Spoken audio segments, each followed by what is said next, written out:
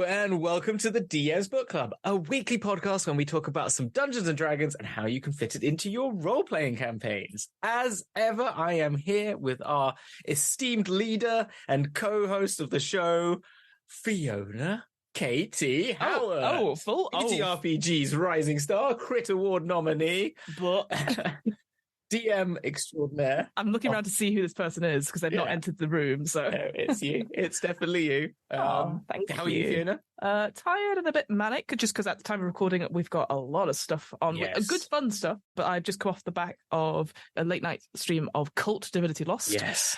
Which was very enjoyable, incredibly nerve-wracking as I was talking to you off podcast. And But went really well. It went very well. But yes, I think it's become my new personality, which is always good. It was always your personality, don't lie. Rip off the face. That's me, Cult Divinity Lost. But how about yourself, Hamilton, Bowie's extraordinaire, Hazards of the Stripes. Hazards of the Stripes. And general sort of like, look at my Warhammer stuff. And you're like, fuck, that's really cool. So thank you for trying.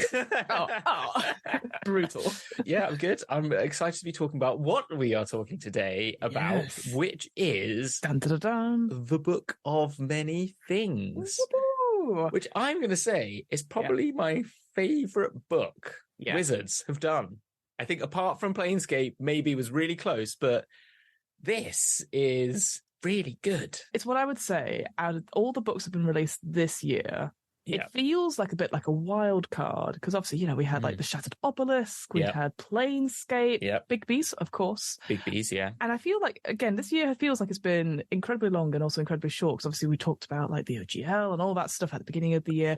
Yeah, I know. It's the movie. The movie came out. What? Okay. So there's been lots of stuff coming out. So when this got announced last year, at sort of the end of the docket, like the Book of Many Things, a D&D source book that's inspired by the Deck of Many Things, I think people, and myself included, went, oh, cool. Okay. Yeah, I guess so. But then they said it was going to be the actual book itself, along with obviously the cards and the card reference book, which is 80 pages, was 192 pages. And I think a lot of people went, why? Yeah. And the answer is because there's a lot of stuff in it. It's a big book and it's a lot to get through. It reminds me very much so of Minx and Boo's Journal of Villainy. That's what it reminds me of a lot. And the reasons that I like it so much are because it's just a bigger version of that, I think, really. For those people who didn't listen to our episode on the Deck of Many Things or don't know what the Deck of Many Things are, could you give us a quick rundown of what that is? Sorry, I put you on the spot a little bit. It's a magical item that you can get, which has been in the thing since 1979's Greyhawk supplement. It says this in the book, there's a lot of history of it. Yeah. It's changed about throughout the years, but generally it comes in two forms of a 22 deck or a 13 deck. In there are cards of that number. Each of them are very Taroka-like or Tarot-like, with an image and a name that is more esoteric, such as Fate's Key, Jester, Skull, etc., etc. Each of those, then, when you pick up this card as an item, you could just look at them, and that's fine. It doesn't mean anything. But if you then decide to state that you're going to draw a card and how many you're going to draw, once you've done that, and the cards that you draw to that number will then come to an effect, and those effects are determined by the card that you pick. They can be wondrous, such as gaining immense wealth. They can be terrible, that you're stuck in a demi-plane prison, separated from your body, and no one knows where you are. Or death could come calling to try and fight you.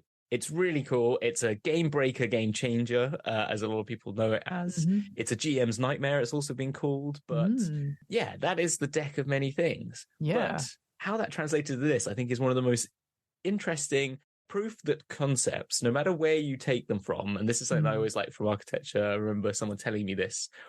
If you bring something particular to it that's outside of architecture or whatever you're dealing with as a separate conceptual thing that you're interested in, or just there as a reference point, will bring out something new in it. And I think in this, they've gone, here is a series of names, cards that have effects or conjure ideas, and even talks about using the deck this way as an oracle or a way of developing NPCs, that you can then take those things and be like, okay, Jester, how could I make this into a source book material? And for that, they've gone the Seelie Market, for example, which is the one at the Seelie Court in the Feywild.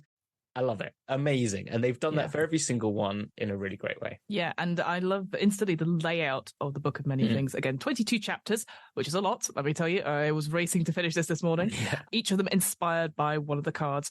Again, taking that thematic, and like you said, what could we do with this card? That it could be character options, it could be backgrounds, it could be how do you plan an adventure, it could be monsters that appear, magical items, it could be riddles, it could be traps, it could be puzzles, it could be 3 different types of villains or fiends that appear. And then a slew of amazing locations that you can go. That some of them are off in the astral sea. Some of them are bastions where you have organizations that are fighting for control over the deck of many things. That was the thing that got to me, is that clearly Wizards of the Coast, people who work there must fucking love this item and or have a connection to it. I think we both talked about it previously. Like, I've not necessarily come across it in my campaigns as a player, but I've definitely used it as a GM. And no matter what's going to happen in it, it is a beautiful way to sort of like, oh well, let's just see, let's go for it. But I think for me, what the key thing coming across was, not only did it take care about, hey, so here's the history right at the beginning. Here's the history of the deck of many things and the different iterations, which again we've only really seen previously in, I think, this is where I can't remember. Was it Planescape? I can't remember. There was a book that talked about a bit of history about Dragonlance. Was it Dragonlance? I think it was Dragonlance. There's one of the, no, maybe it was Big Bees, actually. You're right. There was Big Bees. We've read a lot of books recently, so you must forgive us. But yeah, where it sort of referenced, here's some adventures, etc. And the same for this. It talked about a particular adventure, which was like the Madness of Garmore Abbey, which is still available for you to pick up, which I did as well. Just have a quick look and see, what you could do for that. Because there were certain modules or certain adventures, that was very sort of like inspiring and sort of helped shape what the deck of many things was. There was a reference to an adventure very early on in like a dragon magazine, which talked about this idea that you're in a dungeon and the only way you can get out is to use the cards, pull the cards to get through the doors. Knowing which ones are going to come up, which is kind of amazing, really. I love that. On top of that, that sort of gave you like, okay, so you need to sort of manage what your resources, right? You're like, okay, so we're going to pull at some point the void card. Yeah. Who's going to do that? Because we don't know, we might need other people to do this. So I thought that was really cool. And ultimately, I think this book really, it does say quite often, for this chapter is for the DMs only, or this is for the players, etc. So it's both player and DM. But I think what I love about it is that it tries to prove to you that you can use a single deck of 22 cards or 44 or whatever, however many, because obviously they expand it a little bit as well, to create absolutely anything. And I think that's just a genius marketing ploy, perhaps, but also like, because a lot of times you're like, I can't think of any ideas, I can't do this. I had a comment back about our character panel actually recently, and they said like one thing that we may have missed is that, what about if we just roll for stuff? We talk about random tables all the time, rolling and then getting that character go, cool, I'm going to use those prompts. Using cards to do the same thing, to be like, here's the star that this person was born under. Yeah. And as a result, here's some associated history with that particular star. What does that mean? I love that Zodiac page, which is a star, isn't it? It's the star chapter. It's really cool. So I just thought we could just have a general sort of go over it. We're not going to go over it in too much detail because, frankly, you guys could do that. Yeah, it's a lot. And the other thing I'd say as well, yes, we can get it on digital. D&D Beyond has it up there. Unfortunately, the physical pre-order has been delayed till January and maybe even later, as I know, and that's because of poor quality stuff about the cards, which you think would sort out earlier, wouldn't it? Yeah. Well, this is the interesting thing. I think when people come into manufacturing things that aren't necessarily books, it's because it's a little bit out of their remit. This is the first time we've had a box set with something else. It's Wizards of the Coast. They literally make a whole series of cards.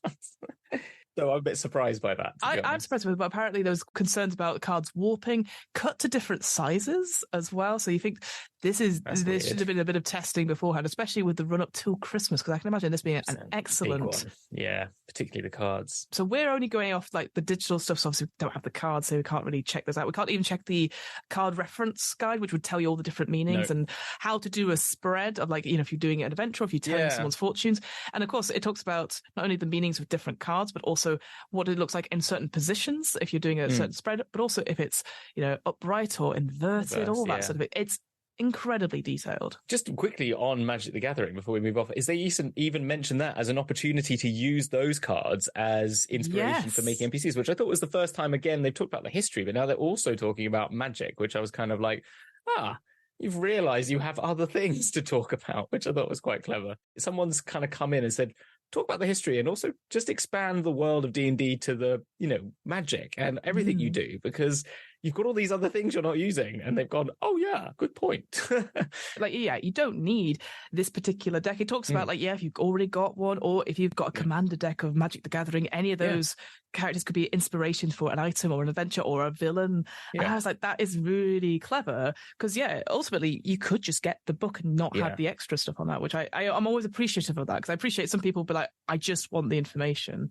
And on top of that as well, I just feel like there is something for everyone in this book. One of the early chapters that really drew me was like the riddles and traps, which again, because we had a little bit of that in Tasha's, which was like, here's how you do a trap. Here's some puzzles for people to work out. I love puzzles as a player. Here it gives you a few more bits and pieces to be like, here's some traps to think about and that you could put in anywhere. And then they use these particular traps later on in some of the locations. So again, I thought that was cool. It comes back to that whole Big B's Glory of the Giants and then the Starforged free adventure, where it's like, we've literally created this adventure from the elements from this book, and here's our working out. Yeah, I kind of like that. Yeah, I think even as a GM, I'd say once you've got the player's handbook, once you've got like monster manual, hearsays is more important than the Dungeon Master's Guide, because I think it actually gives you a lot more to start off. If you want to make your own campaigns or you want to start making things, these sorts of books where it's like, here are ideas for traps. Here are ideas for making adventures. Here's ways you could expand your characters or your world through weird guilds or weird sects, such as the Moonstalkers or the Aspirants of the Comet or the Solar Bastion. Yes. Again, just to jumping off on the Solar Bastion, another relationship back to another product. Here is another Spelljammer location. And I was like, thank goodness they've done that, because it makes a lot of sense thematically to the place, but also it's like, you really didn't give us enough in Spelljammer. Doing something more for it in these sorts of books is great, because you could take, as I said, the Moon one could be out of a tavern in Sigil. The Aspirants of the Comet could be something that's dealing in the multiverse. You could take them into any of these places. And I think little bits that do connect to a campaign setting, but also things that are very campaign setting neutral are great for DMs who are just like starting out, because it's like, oh, here we go. Yeah, there could be an overarching idea that the world is coming to end, which is the Heralds of the Comet, which is the Comet chapter. Yeah. Great way to just have a overarching story, a BBEG built out of it. However, then you can have your own little stories in and amongst it, but you've got this very simple but obvious set of cultists that you can fight. Here's a dungeon for you to go to. Here's something that can be dealt with. And then you can, as a GM, can be dealing with the everyday minutiae. Here's an encounter. Here's a little village you got to save. Here's this. Really great introduction to running a campaign over most things you get in the DM's Guild, which is starts off by saying, now we're going to make a pantheon. And you're like, no, don't have time. You have sort of these 4 organizations that talks about. So you've mentioned the Solar Bastion, the Moonstalkers, which is more of like a rogue thieves guild type thing with lycanthropes, and the Heralds of the Comet, which is like this very cult-like things. One thing I'd say about that particular one, I was a bit nervous reading it, because it talked about using some seed hooks, about people being ensnared in using very similar modern day cult stuff. But I think it was, after I had a quick review of it, I think it was done sensitively, not saying that these people are crazy or wild, because they target vulnerable people. And what I quite liked about all the sort of factions that I mentioned, they've sort of, here's some seed hooks for parties to be working alongside, but here's their main goal, so that I think it would be obvious, and I think as a GM it'd be obvious as you run it out. Felt like they were never saying what they believed wasn't true. Do you know what I mean? So I felt that worked quite well in the sense that it made it a cult, but it was also like, well, you can run this as they're making it up. You could also infer it they are an evil presence just trying to feed off the unfortunate, which is something you might want to play with in your campaign. Or they are the honest ones and no one believes them. Absolutely. And maybe you could remove some of the actual, like, we need to herald the comet coming, we need to, but maybe it's more like, the comet's coming, are you not aware, in a bit of a don't look up sort of way. Yes. You know what I mean? So I think it allowed that openness and for you to interpret it in the way that they wrote it. But I know what you mean. There is obviously, again, as with all of these things, and we've done in our actual play, talk to your players. Yeah. Figure out if you want to play this how you want to play it, because it might not be the way. And then at the sort of opposite end of the compass, you have the Grim Harrow, the undead, that are sort of drawn through this, again, an incredibly great story. I think all the factions, like their histories and what their tenets are really well thought out. And I know we say this every single book that comes out, the artwork for the NPCs and these characters, like certainly for these avatars, for the Grim Champions, they're called. Oh, they're great. Oh, they're great. I really like it. Oh, Fiona, I've got some Warhammer models that you might like. Oh, excellent.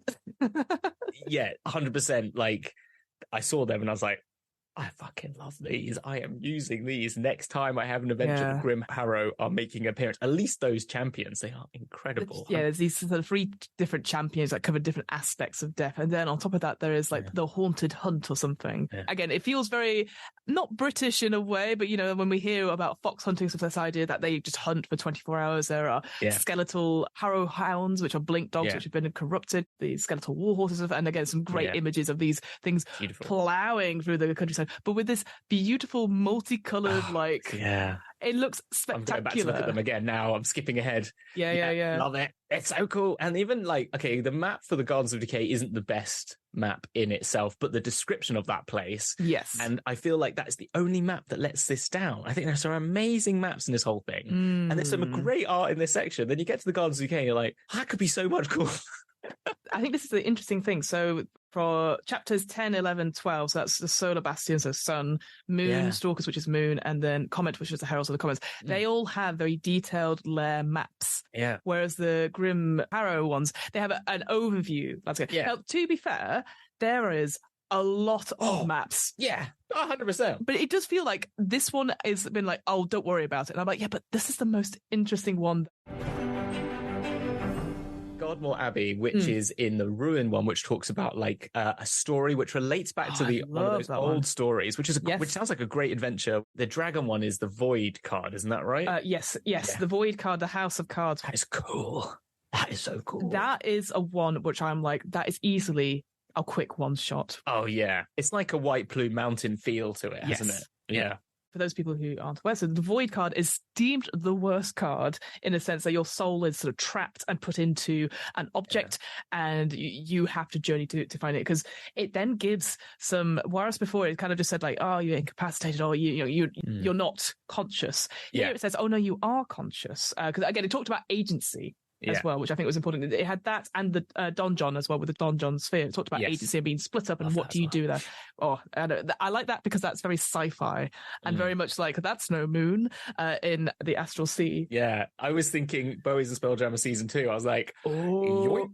Get them out. Yeah, that makes sense. Is going to be one of the Illithid Empire prisons. That's for sure. Stealing that one. That is so cool. The Void one basically is where this person's soul, your character soul, is being held, and it just says, okay, it's in a mask and it's in one of these rooms, but there is a breath drinker, which is terrifying 2 words to put it together in a sentence. But then when you arrive, it feels very Alice in Wonderland like all the rooms are inspired by the cards, as we sort of said, but also all the cards make the floor. It's all sort of esoteric. Everything's moving around. And the image of that's really cool. So instantly I'm like, yeah, this is a one-shot thing where people go in and there's puzzles, and all the rooms are themed about what the card is. And if you go into certain rooms, you can see the back of the card that you come from. And then there's traps and puzzles and there's creatures you fight. And I think just, again, a really good dungeon that's gone, okay, cards. It's gone like themes. Yeah. Let's go, I would say as well, for the Planescapers out there, a perfect maze for the Lady of Pain. If you want to get mazed by the Lady of Pain, or end up or try and save someone from the Lady of Pain's maze. Great hint for that. You don't have to keep the cards as an image. You could keep the cards as a thing, as just a theme. Maybe that's the reason they've been mazed. Someone maybe tried to use the deck of many things to overpower the Lady of Pain.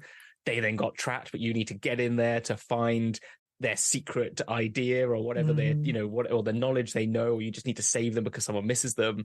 But the theme is all these cards because she sort of like sees the irony in that or something like that. I don't know. I think that could be a really cool one. It just made me think of that when I was reading it. I was like, there's Lady of Pain for you. Out of those those locations they've got sort of 6 total, which aren't connected to a particular faction. So you sort of said observatory, which is with the star. Very cool. Very nice and succinct that. It talks about like, okay, you can now search for the donjon sphere, you can find places and you can transport there. So that was a new thing I had not seen before, that using telescopes to get to places. That reminded me of something, and proof that if you watch the finale of Bowie's, I didn't know this beforehand. Yeah. But there may be there might be. I used another map for an observatory in there because there was an observatory, because I stole the idea. So I didn't come up with this idea because I had the idea that they go to this observatory. It doesn't matter why, but that's what the observatory was meant to be doing, to teleport you, because I stole it from the oraculary in Primus's place in Mecanus. Because in that, if you stare at an object using the oraculary to point at a point in the multiverse, you could teleport to that location. So I stole the idea from there, which I'm assuming is where they stole the idea from as well, because I used inspired, not stolen. Yeah, I was inspired. Yeah, as in, you know what I mean. I know what you mean. So good artists borrow, great artists steal. That was it, isn't it? Wow. So you've got the observatory, which is quite a nice small thing. Then you've got the Sealy Market, which we sort of talked about, which again it feels very inspired by that Witchlight Carnival idea. Yeah. Like there's a Moonstone dragon, so I was like, oh, tick for Hamilton. Might have gone there a bit quicker than was meant to be, because it's like, oh, new dragon. I like that. Then you have the keep, the throne thing, which you were sort of referring to, this idea that there's a keep somewhere, and it gives that, again, another little adventure hook where, if you pull the throne card, it means that you get a keep somewhere. And then it has a little story about, like, there's this necromancer who traps ghosts in it, and you can get this place back, and there's a little adventure in there, which I thought, again, nice and contained, which was really good. A really great detail about the moat of that one was that it's completely empty except for all the skeletons in it. And there's nothing bad that happens in the moat, other than obviously if you fall into it, you take damage. But like, you could cross the drawbridge, but there's nothing wrong with the drawbridge. But it's like, well, we're going to go cross the moat. It's like, okay, it's difficult terrain. You get there eventually, which made me laugh.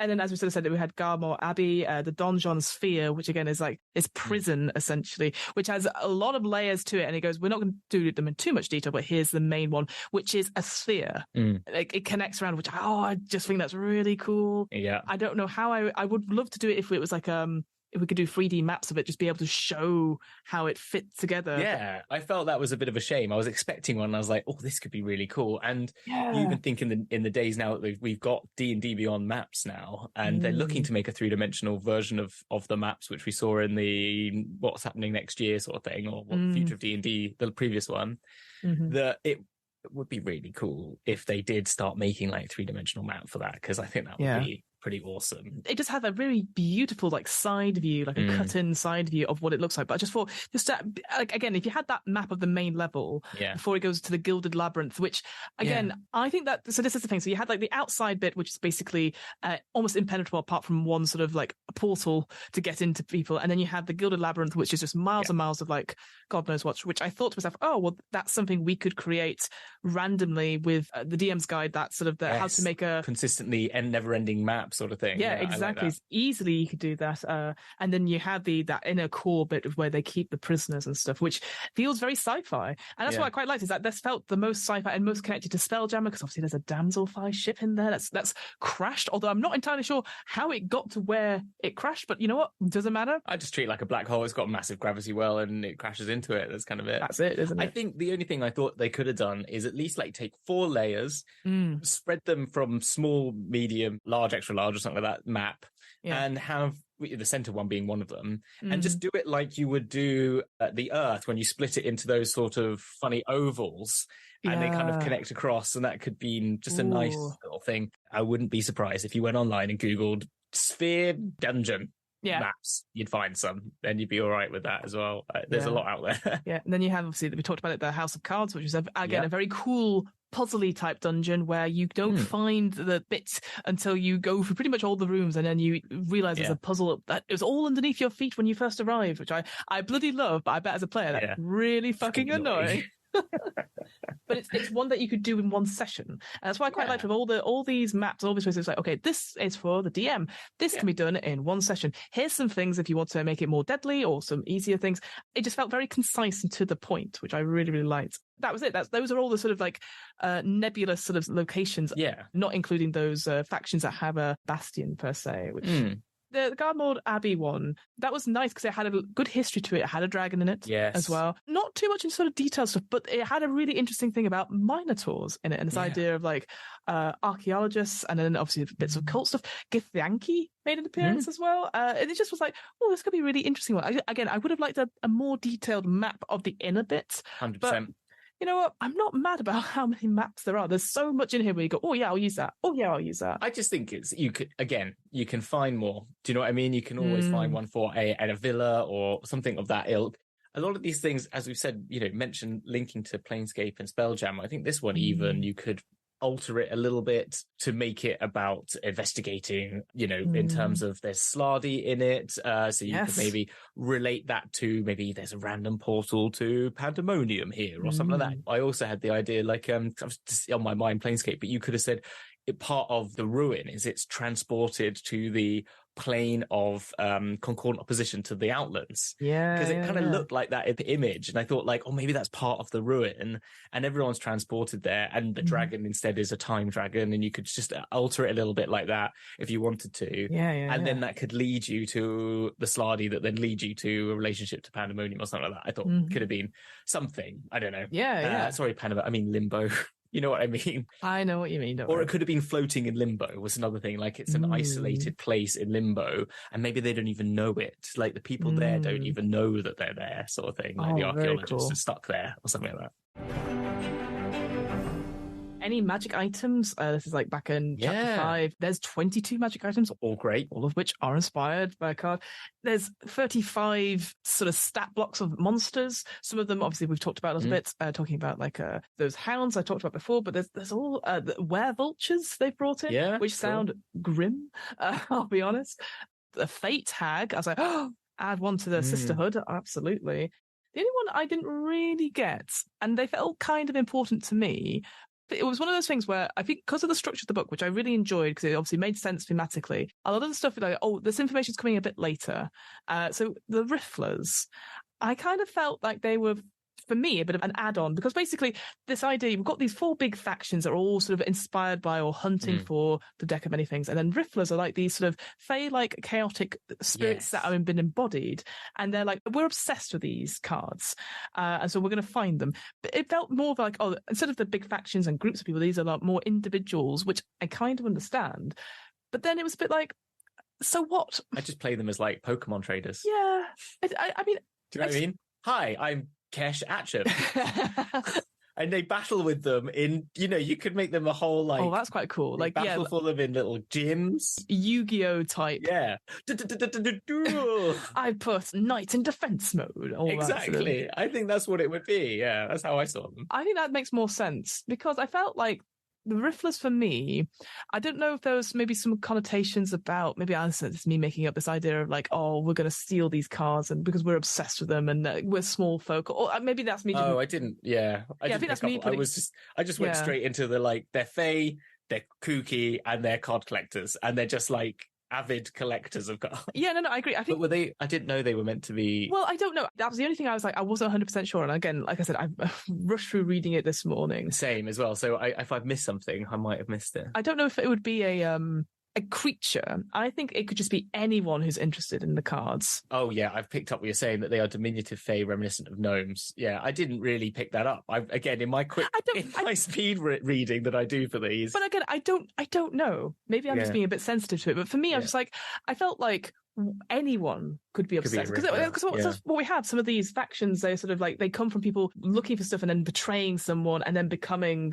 the leader of a faction, or be like, no, this is too much damaging things, I just like the idea that it's fey. It's just a fey. I would make it, I play it like it's a fad, like the Pokemon craze in the fey I like world. That. Yeah. And mainly it's like maybe young fae people, like of who are just like, it's a cool kids thing that like for the fae, like in their 300th year instead of their 1000th year. Yeah. And they're just like endlessly trying to collect these cards, and it's sort of like, oh, I got a shiny, and stuff like that. That's how I play it. Yeah. That seems like a more fun thing, and they don't really know the damage that they're doing. Yeah. I think that's more fun. I agree with that. Because again, you could have that proper rivalry of people going, I need to have that card. I'm going to steal it from these adventurers who've found a pack of many things. I think I'd make them a little bit older so that you could then make it that like they come and try and steal one and the Grim Harrow turn up. Yes, exactly. And try and steal all of theirs. And it becomes like, do you choose side? Do you choose? There's a little bit of a thing. Does this, then there's a bit of conflict to interfere with. I think I preferred that. I think just because rather than be like, oh, it's this type of lineage that's obsessed with it, I think it could be anyone. Yeah. I think having that sort of, maybe they are fake, because they've through using the cards. Like, we would just be collecting cards. The Fae would collect magical cards. That's kind of why I make it Fae. I like that idea. Or it's a sigil thing, or it's a more magical plane of some description has got it. And the Fae, because they're sort of playful, it would make sense that that's how they like that. Yeah. And then battling with fools and like, I'm going to play the Void card. Boom. End of game. Yeah, end of game. Yeah. Damn. It comes back to that whole thing about like, if you were going to do that, maybe then you'd have another game that, similar to like that in the Golden Vault. It's like, they play a game of Free Dragon Ante. You could play that game right then and there. Oh, I've got it. When you talk about in the Planescape one where they're all betting on adventurers, they could be betting on people across the multiverse using the deck of many things. So they actually send people out to drop them on people, right? It's a whole one of the games in that place. They drop a card on someone like, oh, hello, master, take this free thing. Taking it. Place your bets now. What are they going to pull? And everyone's betting on the card they're going to pull. And it's cool. Void card. Ding, ding, ding. Who had Void card? Me. Bingo. Bingo. It feels something that I can ground it in and something like, this actually sounds really fun and a really interesting way of playing it. So 100% on that. Obviously, we've talked about bits of like locations, bits about factions, but also what to do when you pull a card that talks about, okay, you now have an enemy that hates you, or you now have a knight, etc. So like the rogue card brings out these several different kinds of villains, are scaled depending on what adventurer tier you're on. You also have the knight card, which is like an ally, and how to put them into the story. It's not necessarily like, it could be like a knight avatar has appeared and then they've got a little stat block for that, but also it's like, an NPC that you've met or someone you're about to meet, etc. So it doesn't have to be right away for the DM to go, oh fuck, who am I going to put in for that? And then finally the Fiends card, the Flames card as well.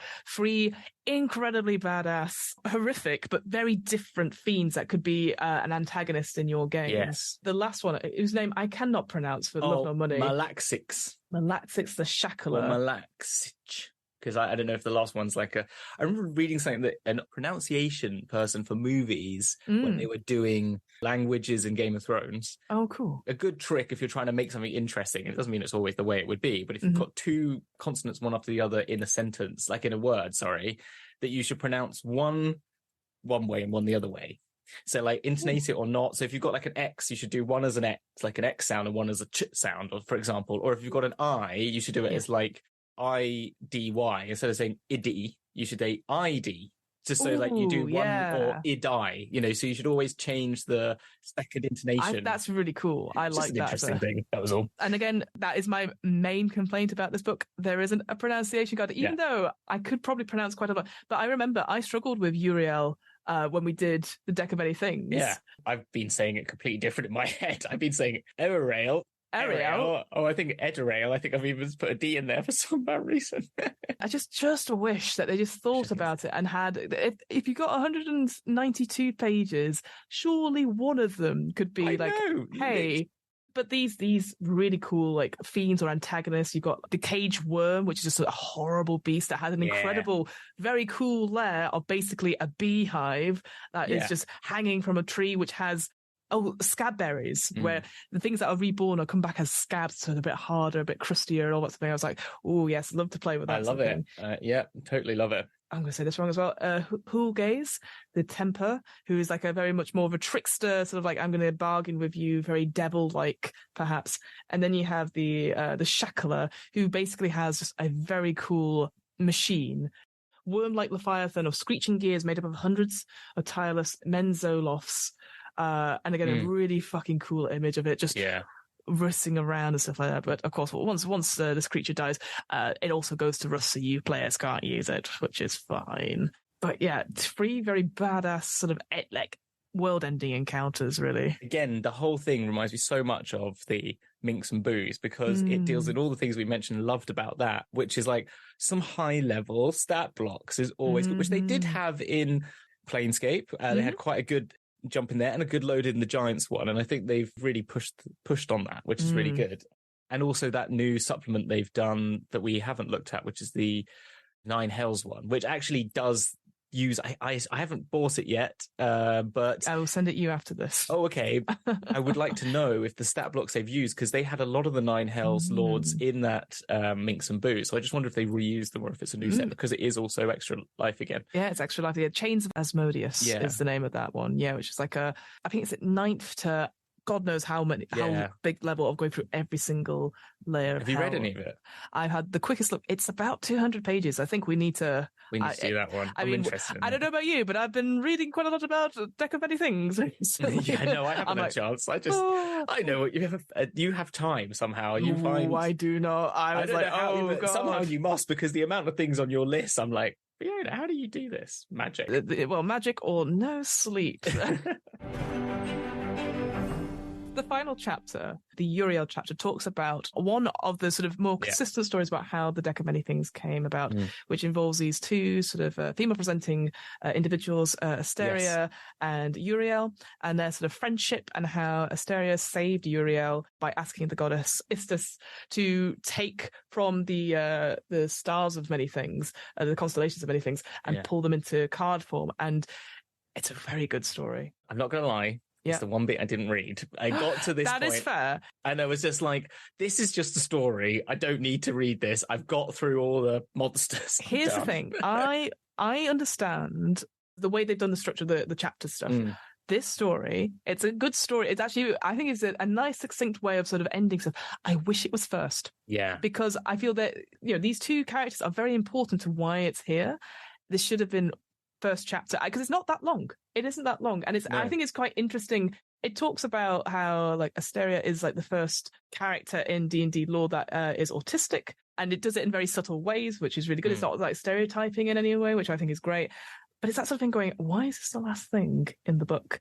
And there's a really beautiful, I think, conclusion. Because again, throughout this book, Asteria has been writing her notes saying like, oh, this and this and stuff, which has been been nice. I could have done with a few more of them, actually. I actually quite enjoyed her voice throughout. And then the conclusion talks about like what her view is on the Deck of Many Things, which has influenced her life. And she talks about how it's not a good or a bad thing. It just makes you make choices. And that is the most important thing. And I just thought it was such a beautiful summing up stuff. I just felt that story should have come much earlier. And then we could have seen that progression and stuff. And like, for me, actually, as well, it's not really mentioned that much, but I definitely see the friendship is maybe a bit more there. I don't think it's platonic myself, but it doesn't read. He doesn't read into that. No, I think it's just it's in there, isn't it? I think it allows it for interpretation. Absolutely, which I think is the essence of all D&D books should be. Absolutely. Of interpretation, offering as much as you can, and then letting people, not defining things, and letting people to take them. Like we mentioned with the Rifflers, I think actually you're right. Defining it the way they have actually it lessens the product. What they should be encouraging people, and I think they do more now, is here is the baseline. Yeah. Go forth and create. Enjoy. Absolutely. And enjoy and make it what you want. It will be interesting to see if there's anything additional with the Book of Any Things, because obviously that does rely on having the physical. The book itself doesn't. But I wonder if there'll be some additional things, maybe an adventure or some other seedlings, or just the deck of many more things just becoming available to everyone. Yeah. Because I really like all we didn't mention them, but the different variations on the magical deck, and there's a whole chapter about how you can adjust the deck and stack the deck to be better suited to the campaign you want to play. It talked about safety in a roundabout way, and that as in like people might not be comfortable with certain cards in this, so maybe you want to replace them, or you can use them to create your own effect. Like the void doesn't have to mean your soul is ripped from you. It could mean an interpretation of the void. You're strung out into the atmosphere in stratosphere while on a spell jammer or something like that. That could be the void. And the deck of many more things. I loved a lot of those. Yeah. I bet you can guess which one I like the most.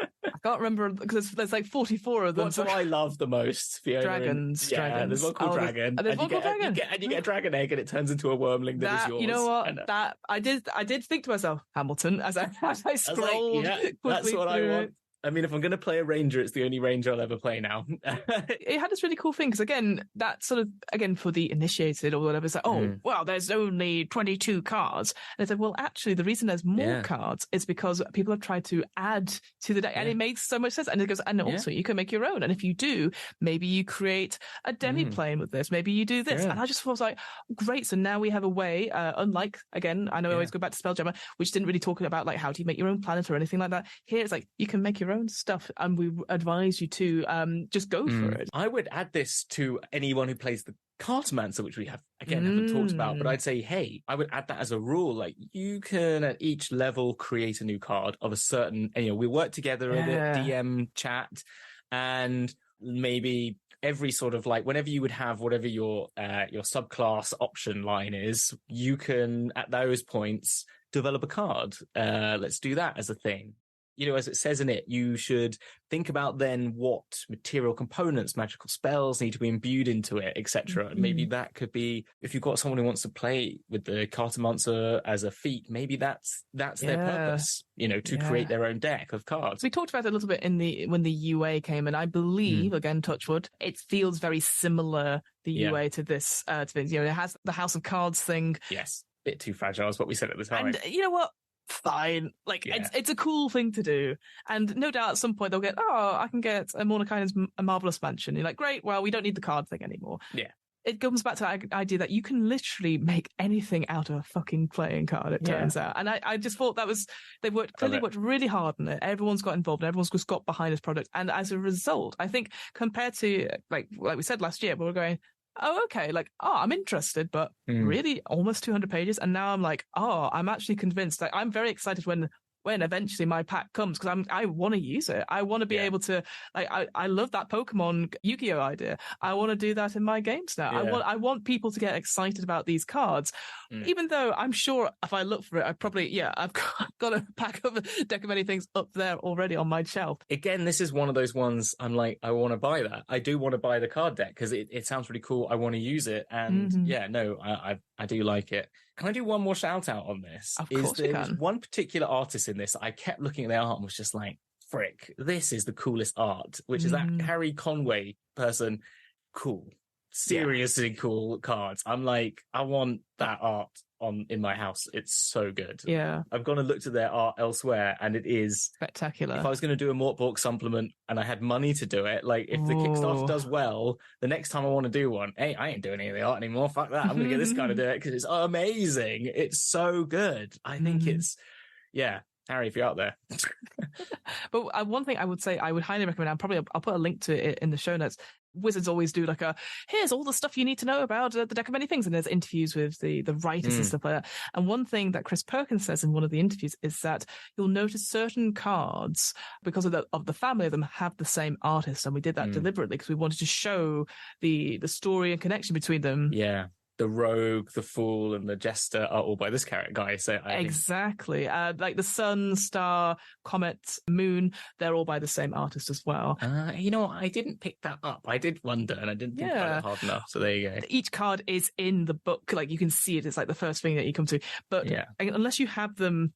Because that's the only thing actually that I don't think I found. But the Curse of Strahd revamped. It has here's all the cards, and it has them as a layout, presumably for you to scan and reprint stuff. It would have been nice to have a full layout to see the 22 cards in what they look like. Yes. And the same for the extra 44 cards as well, just so that we could see it in its total. Yeah. I know this is why I think, again, this is one to have as a book, because I bet those pages, I'm hoping those images are full page spreads. I haven't seen. Have you seen a flick through? I haven't seen one. All we're seeing is the book of many things. The book of many things. There is a 80-page card reference book. Yeah.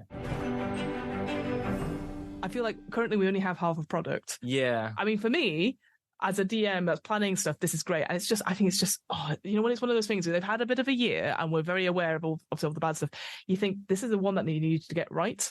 And I don't think people realized how good this product is until really recently, when all these videos sort of came out, and they were like, oh yeah, I really want a copy. It's like, well, you can't get it for another 2 months because of poor quality cards, which obviously they do not want. They don't want that. It's let down by that, but I will say I am looking forward to, hopefully in January, touch wood, I can actually see them and then look at all of them and go, right, what can I make? And actually go. I want to go through the process of making an adventure. Just seen the alt cover. Oh my giddy aunt. Gorgeous, isn't it? But it starts off by saying okay, depending on, obviously I've said before, you laid them out and there's a 9-spread version of it. You can have cards that are underneath other cards. So it's here's the encounter on the top card, and then underneath is the treasure card. And what does that inspire? And I thought, that's really cool as well. Like, again, all these different combinations and stuff is really cool. But again, you could do this with Magic the Gathering cards. You could do it with a normal deck. Or a tarot card that you could buy. Yeah. I mean, I can see my oblique strategies up there. So maybe we'll bring that your favourite. I did use that in spoilers. Yeah, I know you did. I recommend anyone using the oblique strategies. It might come up in Bowies at some point, and I had a lot of fun with it. Interpreting that is a good way. I didn't even think of that as a good reference for this, but yes. Got a affirmation deck up there as well, which again, it's let me give you one. Okay. Is it actually playing cards as well? Yeah, they're like little playing cards, but they've got the quotes on it, and it's something to take as your affirmation for the day. So. Yeah, I like it. Yeah. Okay, so this is good. Your one is "I am powerful." I feel it already. I've been to the gym yesterday, so yeah. Done. Oh, mine is "I am here to enjoy this life." You see the italicized on "enjoy" there, so there you go. So that's the key word of the day. Enjoy. Anything else that you wanted to say, or any last takeaway message of? No, I think we've covered it in a really great way. And I feel like our conversation has really expressed, hopefully, how much we've really enjoyed this book. I've talked personally, I've really enjoyed it. It sounds like you have as well. But I loved it. If anyone is questioning, is it worth getting? Yes, I would say yes. It is definitely more a DM's book. I would say that, but I think as a player, it's still infinitely fascinating, and I would draw so many things for new characters. I really want to play a character that's based on one of the different star signs. Yeah. And I'd love to like build a cartomancer in a more detailed way, because it's only a background at the moment, isn't it? A feat as well. Feats and spells and stuff, yeah. I feel like I would try and build that into a roguish player, maybe build on that a bit more, or even a warlock maybe could be really cool. Everyone wants to be Gambit, right? I think this is the perfect tool. If you're like, I really want to start DMing, but I don't know what. This is the book. Yeah. Go for it. Like, it's aimed at everyone, but I think those people who are not so sure about stuff, using this as a crutch or as a support. I think support rather than crutch, obviously, because I know some people, again, might be like, I don't give a toss about the deck of many things, and I know of it, I enjoy it, but it's not, but I can imagine people forcing it into their campaigns, and none of this has to even involve the deck. It could be like, here's some ideas, but if you don't want to use the deck, here's some other ideas. The ruin of the castle doesn't have to be due to the ruin from the card. It can just be a castle that's come to ruin, or of some description, like family ruin, or the last lord spent all the money gambling. It's just gone to, or it was burnt in a fire. Like a lot of ruined buildings in this country, and even just the star signs are an interesting thing. Yeah. I do hope that it doesn't put people off for exactly that reason you said. Oh, I'm not interested in the deck of many things, because it really is a book of many things. Yeah, exactly. It literally is. It happens to use this very awesome, interesting conceptual basis to make something. You've got the player's handbook, you've got the monster manual. Next one to buy is the book of many things, I think, because if you want a GM, it's perfect. We're always like, well, here's other RPGs that aren't D&D. Again, I would get this and use this in other RPGs as well, easily. Yeah, no, 100%. I'm thinking, like, how can you put the deck of many things, but like a version of the deck of many things for Morkborg? I was literally going to say Morkborg, it's all over Morkborg. Because they've got there's 7 miseries, you just have to do 7, I think, and you could just make them the 7 most worst things. It doesn't do anything good. Yeah, I'm sure Cult could have something similar, all that sort of things. And there's definitely many uses out of this as well. Little things could be tweaked, but ultimately, I'm very excited. I hope other people get excited as well. Because I think some people, like, again, I can imagine people going, I don't need a very expensive, because it's not cheap to get the physical thing. But I hope people will just check it out. And I hope maybe there's a free chapter or a free, because then there's lots of articles on it as well. I just hope people get a chance to actually look at it and go, I want to use that in my campaign. I think also take from this and look at other things that are similar in nature. Maybe if you've got anything that you know of that I can't think off the top of my head, but if there's, like, if you've got a cool set of cards from anything as well, as we said with the Magic the Gathering, but even I got those cards I mentioned in our character development, which were the backstory ones. Like a lot of those could just be Oracle style cards, and they just say things. And I feel like that's another. It's making me think of all these things. Like, could I interpret different things to make things in a different way? Well, Hamilton, we've spoke many things about the deck of many things. This is the podcast of many things. It is. It really is. Actually, you know what? We should do an actual shout out to the deck of many aces, because 100%. Their whole show has characters that are inspired by one of the 22 cards. So I'll put a link in the description. So for people who are like, is there a podcast that features this in a sort of more actual play thing? They were already on it. Really good show as well, and always a fan of anything Chloe does. So 100%. Yeah, Chloe and Am and all the friends there. Hamilton, what are you up to? Yes. What are you up to? What any exciting projects? What's happening with you, my friend? I'm hoping by the time this comes out, Bowie should be out. I am in the process of, well, as we speak right now, 3 are up unloaded. The 4th one is Is it 100% exporting? Oh, interesting. Oh, it's got 36 seconds left of exporting. Well, there you go. And I'm just tidying these first 10 up. That's all I'm doing at the moment. But I feel like I've just got to go for it. I've been, and it's going to be out before. I need it to be out before we get to Dragon Meet. Or it might be the weekend of Dragon Meet that it's out, as in like it's that Friday before is the first one or something like that. I'm trying to figure out the date in my mind just so that I can start saying something. Yeah. And it will be out. It should be out by now, and it's there. And you can watch me and Chloe, as we just mentioned, playing Jareth the Goblin King, and you've got Taylor playing Hunky Dory, and you've got Jeremy Cobb playing Major Tom, and eventually Kim Rich will be on there playing Ziggy. And yeah, I've been enjoying listening back to it again. Good, because I've edited out all the shit I've done. I did. No, you're putting out the artwork as well. I have been putting the artwork out. Yeah, I hope people are enjoying it. It took some time on it. It looks beautiful. Oh, thank you. And yeah, the thing I'm like, I drew some ships for them, but I hardly ever really used them. So I might just put the art out and go, this is the ship. Yeah, do it. I never used it in the thing. I showed it briefly. It took me like 8 days to draw, but I used it for 5 seconds. To be honest, I enjoyed the process as much as anything. I mean, one of the ships I drew, spoiler alert, is crashing in the first scene. So, why did I bother? Because I felt it was necessary. I'm sure you could make those into like print on demand little figurines, if you put it on DM Guild. Yeah, no, I will do. I think the other thing I want to do is take Jareth. I'm going to put together, because I've got the notes for it. We made a Goblin King particular way of making the character. It rules for the labyrinth and all this sort of stuff. So if you want to find that somewhere, that will probably be out at some point as well. I'm going to try and get that out there because it's there and it's done. And I love the ideas we came up with. And then, what, when, where, and how?